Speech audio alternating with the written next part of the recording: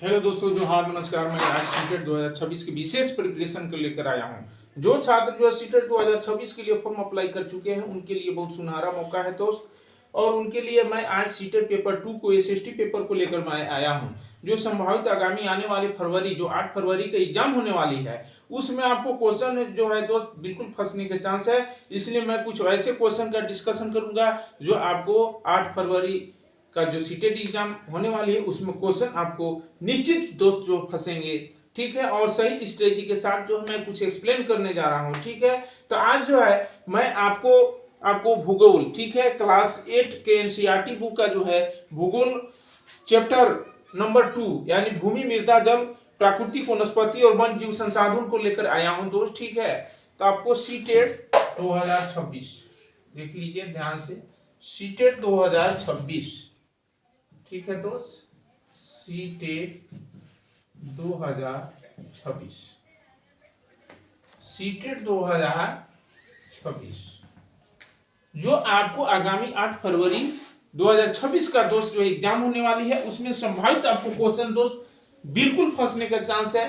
ठीक है, तो इसमें आपको जो है पेपर 2 क्या है भैया, paper 2 SST, paper 2 SST paper पर मैं कुछ जो है एनालिसिस करने जा रहा हूं, जो आगामी आने वाले 8 फरवरी का एग्जाम में क्वेश्चन बिल्कुल जो है फंसने का फुल चांस है दोस्त। ठीक है, तो इसमें जो है आपको चैप्टर नेम है आपको भूमि, मृदा, जल, प्राकृतिक वनस्पति, ठीक है, और वन जीव संसाधन। ठीक है, तो इसमें है कि जैसे भूमि संसाधन के संरक्षण के क्या तरीके हैं। ठीक है, भूमि, मृदा, जल और प्राकृतिक वनस्पति और वन जीव संसाधन, इसमें कुछ टॉपिक है दोस्त कि भूमि संसाधन के, ठीक है, संरक्षण के कौन कौन से तरीके हैं। आपको क्वेश्चन में इसमें आ जाएगा कि भूमि संसाधन के संरक्षण के निम्नलिखित में से कौन से तरीके हैं, इस टाइप के क्वेश्चन दोस्त आ जाता है। तो मैं आज भूमि संसाधन के संरक्षण के तरीके पढ़ाऊंगा। ठीक है, भूमि संसाधन के, ठीक है, भूमि, ठीक है दोस्त, भूमि संसाधन के संरक्षण के तरीके, भूमि संसाधन के संरक्षण के तरीके। ठीक है दोस्त, भूमि संसाधन के संरक्षण के तरीके यानी भूमि भी एक संसाधन है, तो भूमि संसाधन को हम कैसे इसको प्रिजर्वेशन करेंगे, कैसे इसको हम बचाव करेंगे, इस पर हम कुछ जो है दोस्त कुछ एनालिसिस करने जा रहा हूं, क्योंकि इससे आपको क्वेश्चन जो है पूछा जाता है। तो भूमि संसाधन के संरक्षण के तरीके आपको निम्नलिखित है। जैसे देखिए, यदि देखिए आप लोग भली भांति आप प्रीवियस ईयर या आपको पिछले चैप्टर में ये बात का अध्ययन किए होंगे कि भूमि का आपको दिन प्रतिदिन यानी भूमि की जो उर्वरा शक्ति है दिन प्रतिदिन घटता जा रहा है। ऐसा क्यों हो रहा है? तो दोस्त देखिए, आपको हमारे भारतवर्ष में आपको ससमय जो है मानसूनी प्रवेश जो है हमारे भारतवर्ष में नहीं कर पाता है। ठीक है, तो कभी जो है वर्षा आपको मूसलाधार हो जाती है, कभी विरल माध्यम में होती है, कभी आंधी तूफान आती है। तो इस प्रकार के आपको जो है ये प्राकृतिक जो आपदाएं आती है, इस प्राकृतिक आपदाओं के कारण जो है भूमि का जो है अपर्दन होता जा रहा है, क्योंकि इस एक जगह का जो है भूमि की जो उर्वरा शक्ति को आपको काट कर या बहाव कर एक स्थान से दूसरे स्थान पर आपको ले जाता है। जैसे मूसलाधार बारिश होती है, तो मूसलाधार बारिश के दौरान जो है भूमि की जो ऊपर की जो उर्वरा शक्ति है, ठीक है, लैंड के जो फर्टिलाइट उसको जो पावर है उसको एक स्थान से दूसरे स्थान पर जो है मूसलाधार बारिश होने के कारण कटाव करके भूमि का जो है कटाव करके आपको उसको दूसरे स्थान पर जो है ले जाता है। इससे क्या होता है कि दिन प्रतिदिन भूमि का जो है अपर्दन बढ़ता जा रहा है। तो कुछ प्राकृतिक आपदाएं भी हैं, साथ ही साथ जो है कुछ मानवीय क्रियाकलापों के कारण जो है आज भूमि की उर्वरा शक्ति जो है दिन प्रतिदिन घटती जा रही है। तो ठीक है, देखिए आपको पारंपरिक तौर पर अगर इसको एक्सप्लेन किया जाए तो पौराणिक तौर पर लोग जो है आपको आधुनिक उपकरण का प्रयोग नहीं किया करते थे। ठीक है, वे प्राचीन परंपरा, प्राचीन, ठीक है, आपको सोच समझ के थे। उस समय लोग जो हल बैल का यूज किया करते थे, आपको गाय, बैल, बकरियां, भेड़ इत्यादि इत्यादि जानवरों का जो है आपको उसका जो गोबर होता है, ठीक है, उसको जमीन में फेंक कर जो है भूमि की उर्वरा शक्ति को बढ़ाई जाती थी। ठीक है, इससे क्या होता था कि भूमि की उर्वरा शक्ति उसे घटने का कोई चांस नहीं होता था, क्योंकि उसमें वो केमिकल रहित होता है। ठीक है ना दोस्त, तो हम आप लोग की यही कहूंगा कि भूमि संसाधन का आज हमारे दैनिक जीवन में उसको उर्वरा शक्ति को बचाना अति आवश्यक है, क्योंकि जब तक आज हम भूमि के संसाधन की उर्वरा शक्ति को यदि उसको प्रिजर्वेशन नहीं करते हैं, बचाव नहीं करते हैं तो आने वाले पीढ़ियों के लिए, ठीक है, बहुत जो है आपको मानव हित में हार्मफुल होगा, बहुत हानिकारक होगा। इसलिए आप लोगों से यही मैं सजेशन करूंगा, यही परामर्श दूंगा कि आज भूमि की उर्वरा शक्ति को दिन प्रतिदिन जो घट रही है उसको हम सभी आपस में एक सामंजस्य बनाकर एक सामूहिक तौर पर भूमि की उर्वरा शक्ति जो घट रही है उसको रोकने की जरूरत है। लेकिन आज क्या हो रहा है कि भूमि की उर्वरा शक्ति को रोकने के बजाय प्राकृतिक आपदाएं से तो दोस्त हो ही रही है, लेकिन कुछ मानवीय क्रियाकलाप भी उसमें जो है प्रभावशाली आपको कारक बन जा रहा है। लेकिन आज हम लोग को आज जो मैं कुछ एग्जाम के दृष्टिकोण से लेकर आया हूं, इसलिए मैं कुछ पॉइंट व्यू पर मैं बात करूंगा। जो आगामी जो 8 फरवरी का एग्जाम होने वाली है सीटेट का, उसमें क्वेश्चन दोस्त जो है जरूर फंसेगा। तो आज जो है मैं आप लोगों के बीच जो है भूमि संसाधन के संरक्षण के कुछ तरीके, क्या क्या तरीके भैया, भूमि संसाधन जो है हमारा जो भूमि लैंड जो रिसोर्स है इसके हम कैसे संरक्षण करेंगे, क्या क्या तरीके हैं, इस पर मैं फुल एनालिसिस दोस्त कर रहा हूं। ठीक है, तो भूमि संसाधन के संरक्षण के तरीके आपको निम्नलिखित हैं दोस्त। ठीक है, इसमें देखिए पहला है, आपको देखिए पहला क्या है भैया, वनोरोपण। क्या है पहला है आपको वनोरोपण। ठीक है दोस्त, वनोरोपण है। ठीक है, उसी प्रकार आपको दूसरा है कि रासायनिक कीटनाशकों और उर्वरकों का कम उपयोग करके हम भूमि संसाधन की जो है, ठीक है, संरक्षण हम कर सकते हैं दोस्त। लेकिन आज क्या हो रहा है, जस्ट इसका ऑपोजिट हो जा रहा है। ठीक है, उसी का परिणाम है कि आज हमारी भूमि की उर्वरा शक्ति दैनिक जीवन में आपको घटती जा रही है। तो इसको संरक्षण का प्रिजर्वेशन करना हम मानव हित के लिए बहुत अति आवश्यक है दोस्त। तो इसको हम भूमि संसाधन के लैंड रिसोर्स के प्रिजर्वेशन के कुछ जो है आपको मैनर्स हैं उसको मैं डिस्कस कर रहा हूं। तो भूमि संसाधन के संरक्षण के तरीके आपका पहला है दोस्त वनोरोपण। ठीक है, दूसरा क्या है भैया, रासायनिक कीटनाशकों और उर्वरकों का कम उपयोग। ठीक है दोस्त, दूसरा क्या है भैया, दूसरा है आपको रासायनिक कीटनाशकों। ठीक है, दूसरा क्या है आपको है कि रासायनिक कीटनाशकों, रासायनिक, ठीक है, रासायनिक कीटनाशकों और उर्वरकों का कम उपयोग। ठीक है दोस्त, और उर्वरकों का कम उपयोग,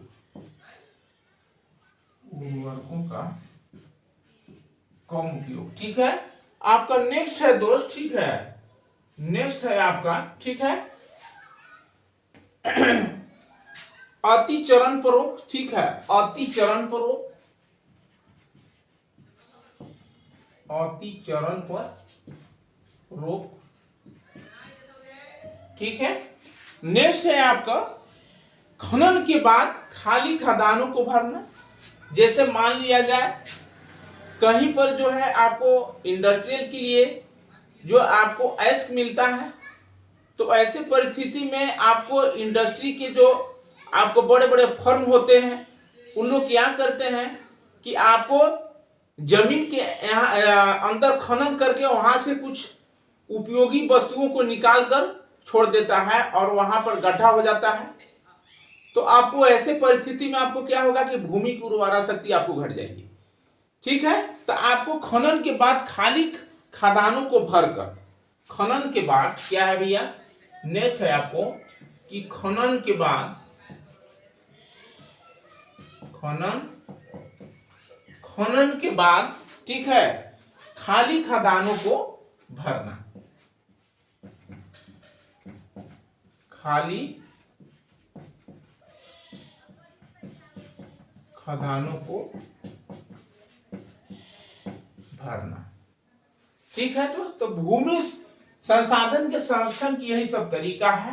पहला वनोरोपण है, दूसरा है आपको रासायनिक कीटनाशकों और उर्वरकों का कम उपयोग करके हम जो है भूमि संसाधन की हम परिवेशन कर सकते हैं, बचाव कर सकते हैं। अतिचरण पर, ठीक है दोस्त, यानी अतिचरण भी जो है आपको भूमि संसाधन के संरक्षण का एक तरीका है। खनन के बाद खाली खदानों को भरना। ठीक है, खनन हुआ, जिस स्थान पर जो खाली स्पेस हुआ जमीन के अंदर उसको फिर भर दीजिए, तो इससे क्या होगा कि भूमि संसाधन के हम जो है बचाव कर सकते हैं। ठीक है दोस्त, इसमें एक और टॉपिक आता है दोस्त कि मृदा परिच्छेदिका क्या है। ठीक है, मृदा परिच्छेदिका ये बहुत इंपॉर्टेंट टॉपिक है आप दोस्त। क्या है भैया, मृदा परिच्छेदिका।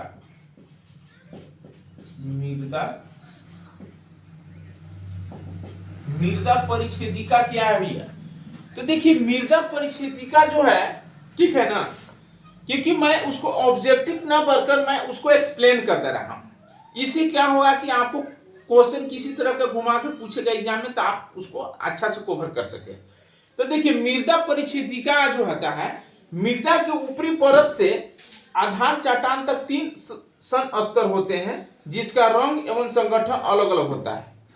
मृदा की ऊपरी परत जो होता है, ऊपरी परत से आधार चट्टान तक 3 सन स्तर होते हैं जिनका रंग संगठन अलग अलग होता है। मृदा की इन सन स्तरों की अनुप्रस्थ काट को ही मृदा परिच्छेदिका कहा जाता है, यानी मृदा के ऊपरी स्तर से, ठीक है दोस्त, आधार चट्टान तक 3 सन स्तर होते हैं। ठीक है, मृदा की ऊपरी परत से, देखिए मृदा की ऊपरी परत से, मृदा की ऊपरी परत से, ठीक है, तो आधार चट्टान तक,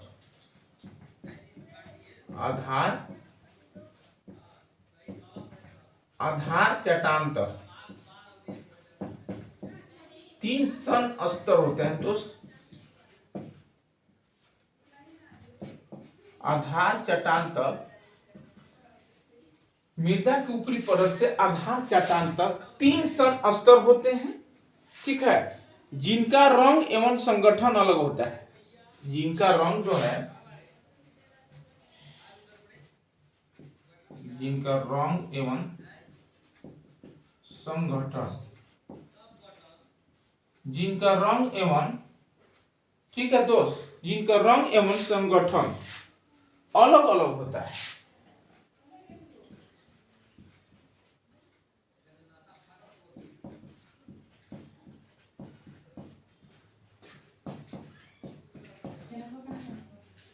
जिनका रंग एवं संगठन अलग अलग होता है, होते हैं कर दीजिए, बेहतर रहेगा। ठीक है दोस्त जी, मृदा के इन सन स्तरों की अनुप्रस्थ काट को ही मृदा के,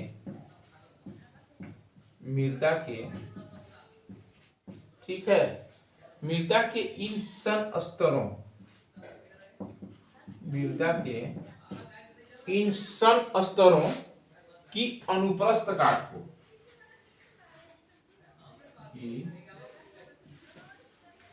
अनुप्रस्थ काट को, मृदा की इन सन स्तरों की अनुप्रस्थ काट को ही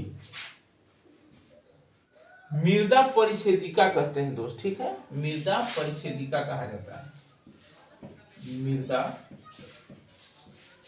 परिच्छेदिका, मृदा परिच्छेदिका कहा जाता है। ठीक है, देखिए इसको हम बाय डायग्राम से इसको एक्सप्लेन कर दे रहा हूं। जैसे देखिए आपको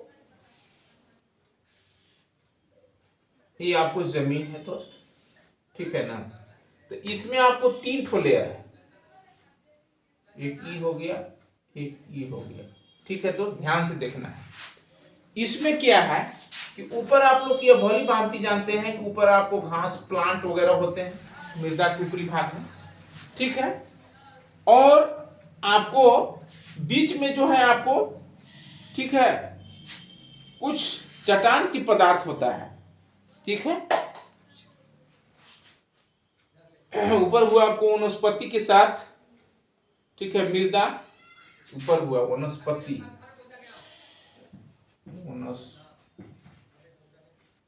के साथ मृदा, ये वनस्पति के साथ ये सब मृदा है दोस्त। ठीक है, और इसमें आपको जो है बीच में आपको ये बालू गाद वगैरह होते हैं। ठीक है ना, आपको क्या हो गया, बालू हो गया, ठीक है दोस्त, गाद हो गया।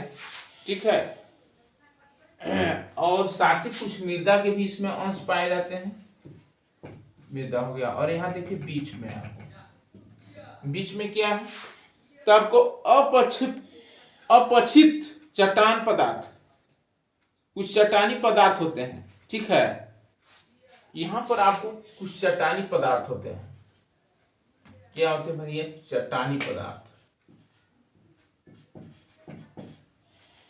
आपको यहाँ पर चट्टानी पदार्थ होते हैं। अब शेष नीचे जो है आपको, यहां पर आपको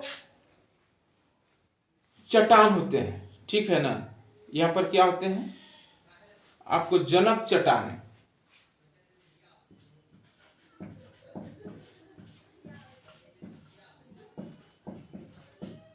ठीक है दोस्त, यहां पर क्या है, तो आपको एक जनक चट्टाने, यहां पर बड़े बड़े चट्टान होते हैं, इस टाइप के आपको चट्टान होंगे, ये चट्टान है आपको इसे। ठीक है ना, तो आपको देखिए ये लैंड के आपको 3 संस्तर है।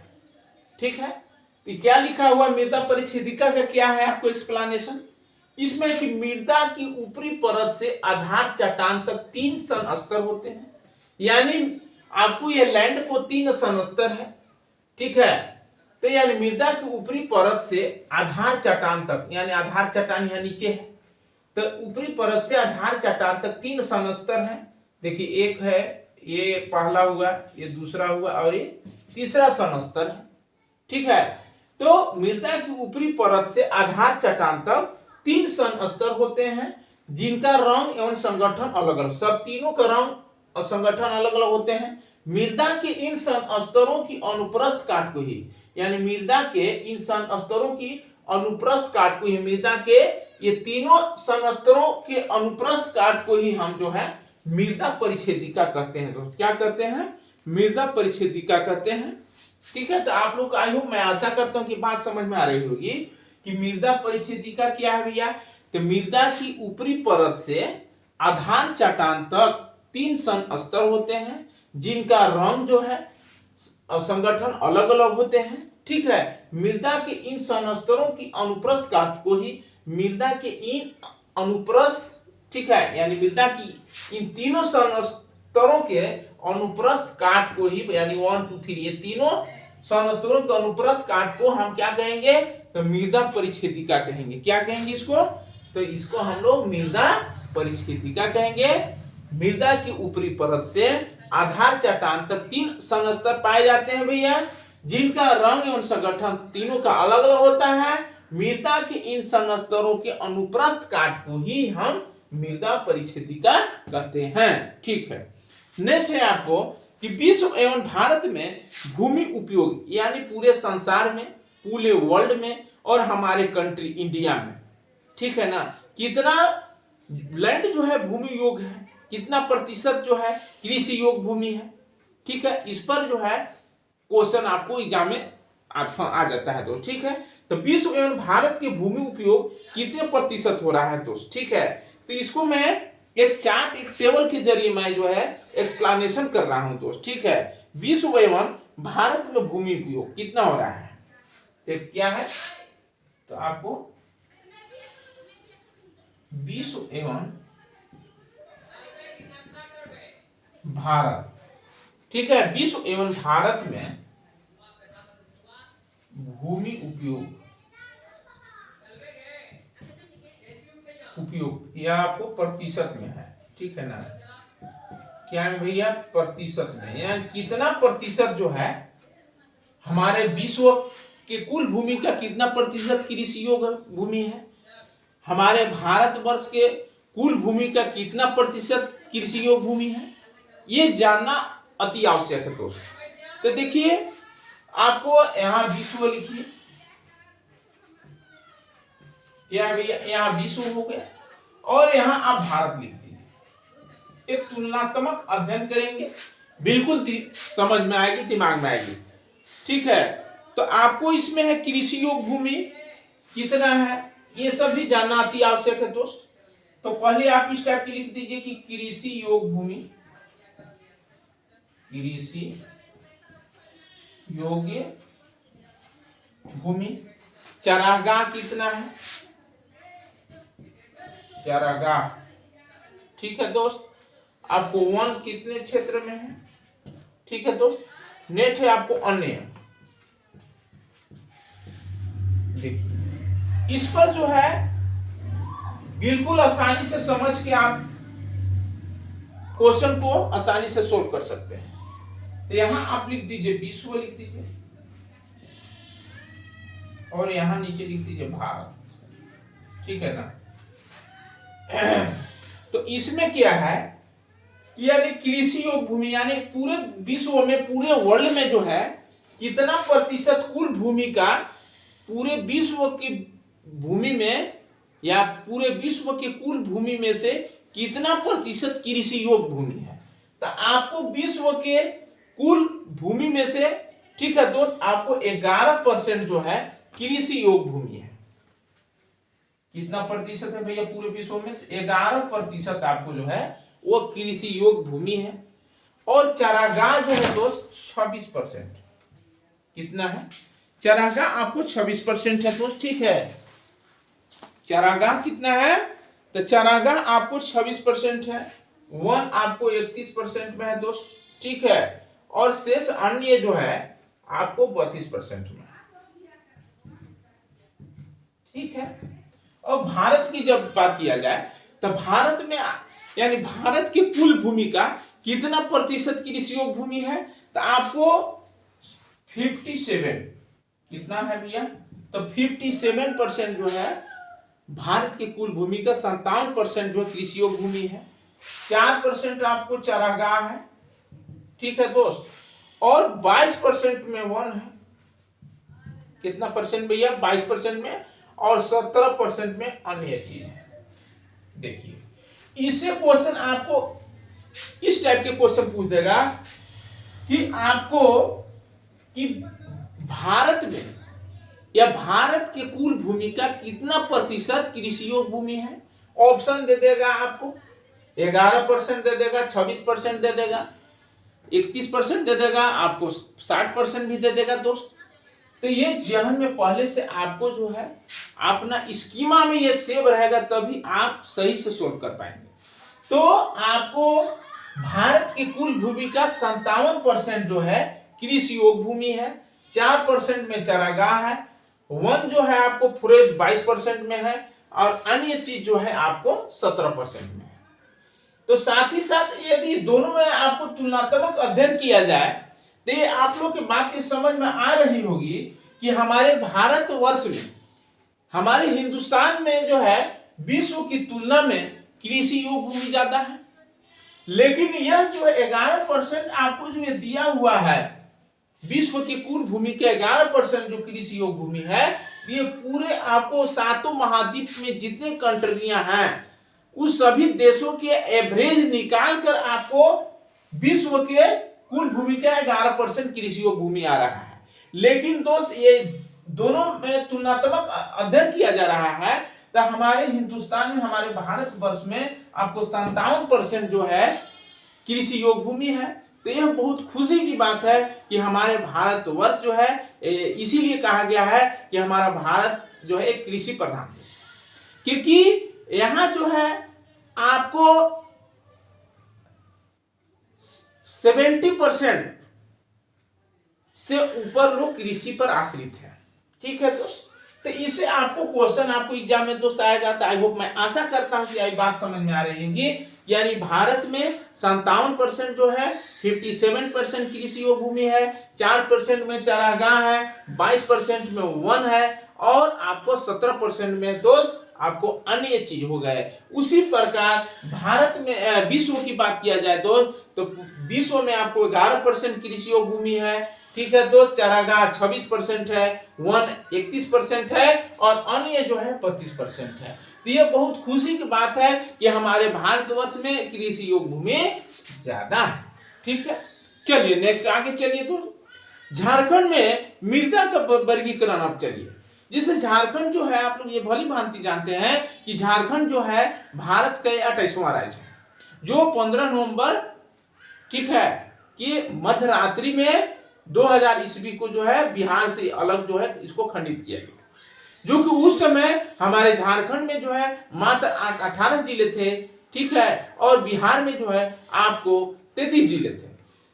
ठीक है, तो यानी कुल बिहार के कुल क्षेत्रफल में से आपको 46% आपको झारखंड को मिला। ठीक है, तो चलिए ज्यादा हम लोग झारखंड जीके के यहाँ अध्ययन न करके कुछ हम लोग जो टॉपिक लेकर आए हैं उस पर जो है एनालिसिस करने का फुल जो है मौका है दोस्त। ठीक है, तो देखिए झारखंड में मृदा का वर्गीकरण क्या है, क्लासिफिकेशन ठीक है of the soil in Jharkhand. ठीक है, यानी झारखंड में जो है मृदा का क्लासिफिकेशन कैसे करेंगे, मृदा का वर्गीकरण कैसे करेंगे दोस्त। ठीक है, ये भी जानना अति आवश्यक है।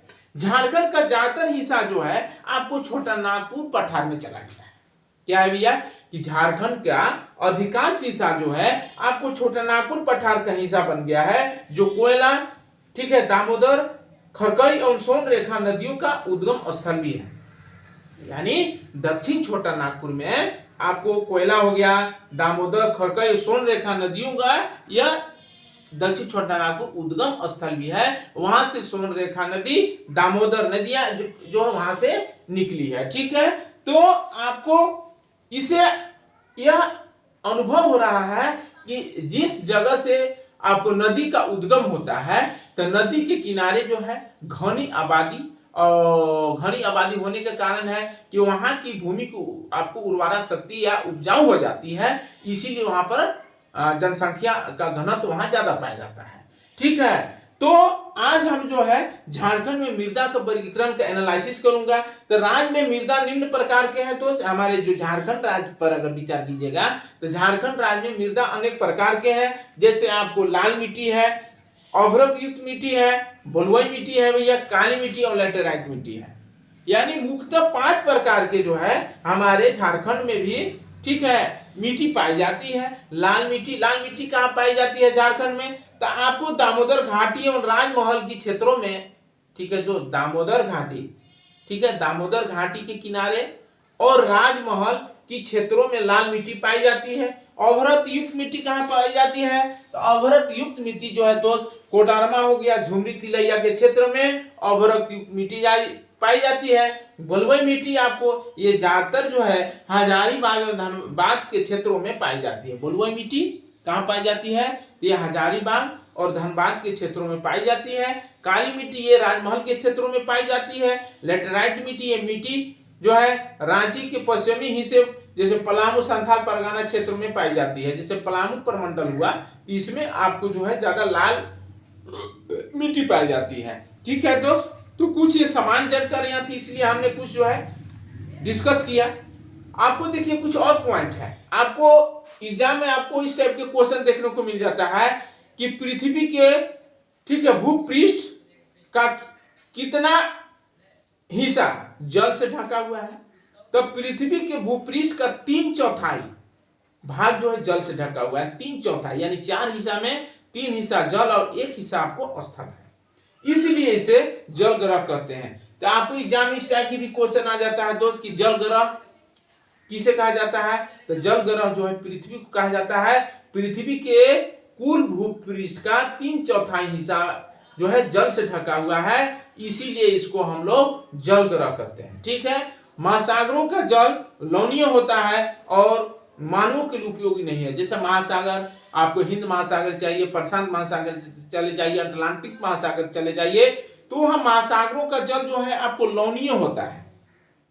ठीक है, वो खारे होते हैं, लवणीय होता है, इसलिए मानव के लिए उपयोगी नहीं है।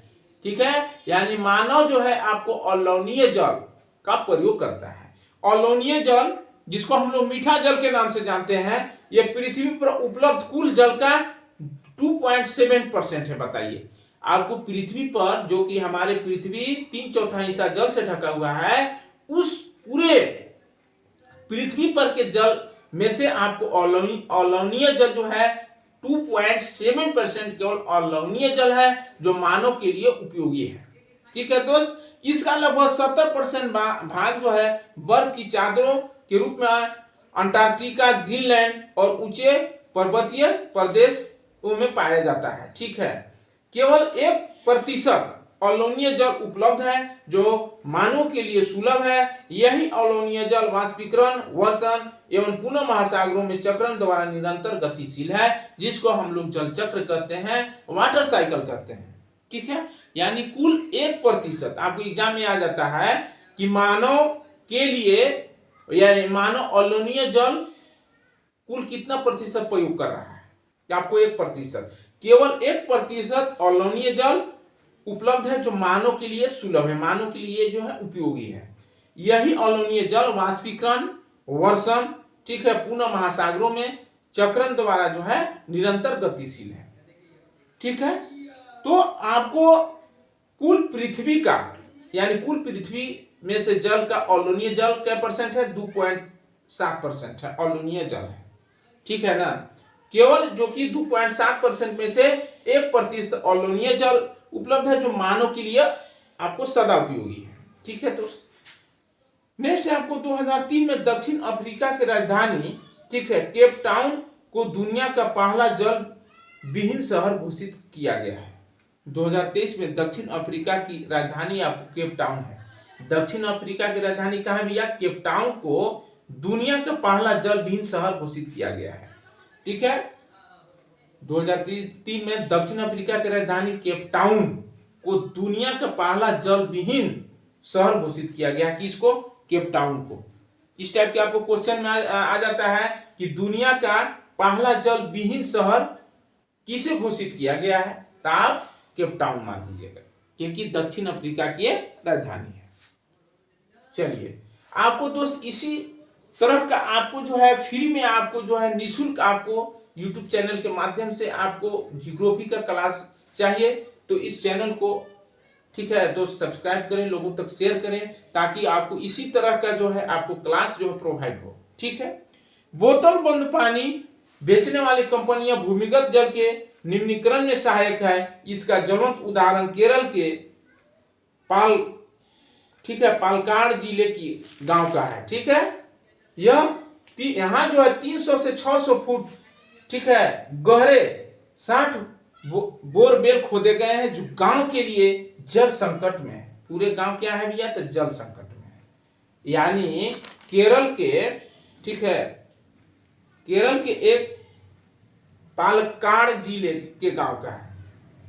यानी केरल के पालक्काड जिले के एक गांव है जहां पर आपको 300 से लेकर 700 फीट गहरे कुआं खोदा गया है और लगभग आपको 700, ठीक है ना, बोरवेल खोदा गया है, जिससे उस गांव का जो है जल संकट पूरा खतरे में पड़ा हुआ है।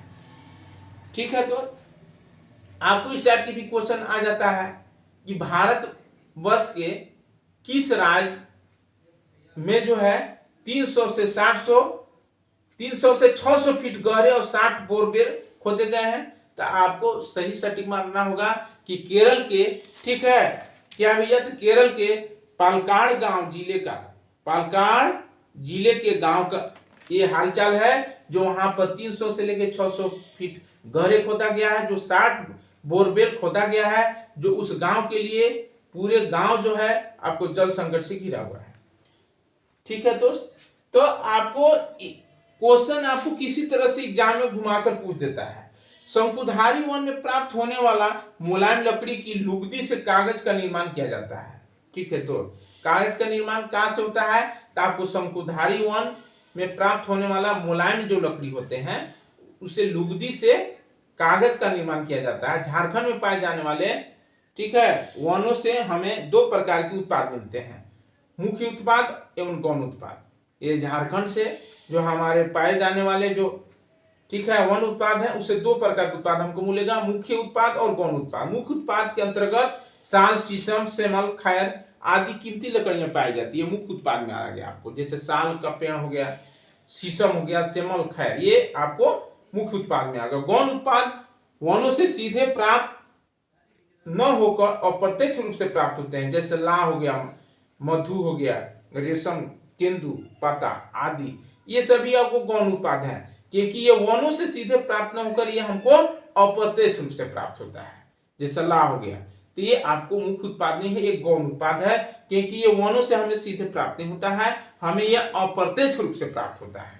ठीक है, कांगो बेसिन तथा अमेजन बेसिन दक्षिण अमेरिका में घने वन पाए जाते हैं। देखिए, दक्षिण या पूछ देगा कि घने वन कहाँ पाए जाते हैं, तो कांगो बेसिन अफ्रीका में, अमेजन बेसिन दक्षिण अमेरिका में घने वन पाए जाते हैं। वर्तमान समय में विश्व की जनसंख्या 7 अरब से अधिक है। ठीक है दोस्त, वर्तमान समय में पूरे वर्ल्ड की पॉपुलेशन क्या है भैया, तो 7 अरब से अधिक हो गया। बेतला राष्ट्रीय उद्यान कहाँ है, तो ये बेतला राष्ट्रीय उद्यान जो है आपको लातेहार जिला में है, जो झारखंड के एक लातेहार जिला है, वहां पर बेतला राष्ट्रीय पार्क का निर्माण किया गया है। भारतीय वन जीव संरक्षण अधिनियम कब पारित किया गया, तो भारतीय वन जीव संरक्षण अधिनियम 1972 ईस्वी में बनाया गया है।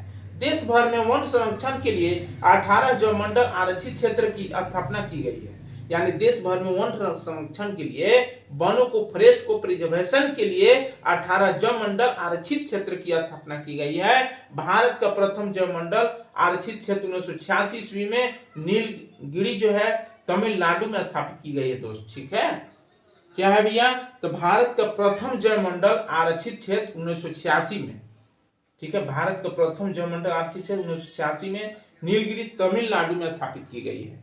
तो आपको इससे भी क्वेश्चन आपको एग्जाम में पूछ देता है, आपको बोल देगा कि आपको भारतीय वन जीव संरक्षण अधिनियम कब बनाया गया है। ठीक है, तो भारतीय वन जीव संरक्षण अधिनियम कब पारित किया गया है, तो आप सटीक उत्तर मानेंगे 1972 ईस्वी में। ठीक है, तो आई होप, मैं आशा करता हूं कि इसी प्रकार का आपको निःशुल्क क्लास चाहिए, तो आपको इस चैनल को सब्सक्राइब करें, लोगों तक शेयर करें, और इस चैनल का आपको कॉल या व्हाट्सएप नंबर है दोस्त। ठीक है भैया, ये कॉल या आपको व्हाट्सएप नंबर है, ठीक है, 7091412657। ठीक है दोस्त, ये आपको कॉल या व्हाट्सएप नंबर है, इस पर आप यथाशीघ्र संपर्क करके अपनी तैयारियों को बिल्कुल फोकस बना सकते हैं दोस्त। ठीक है, इतना ही कहकर मैं अपनी वाणी को विराम देता हूं, और इसी टाइप का आपको निःशुल्क क्लास चाहिए तो इस चैनल को आप जितना बने लोग सब्सक्राइब करें, लोगों तक शेयर करें। ठीक है, थैंक यू, ओके।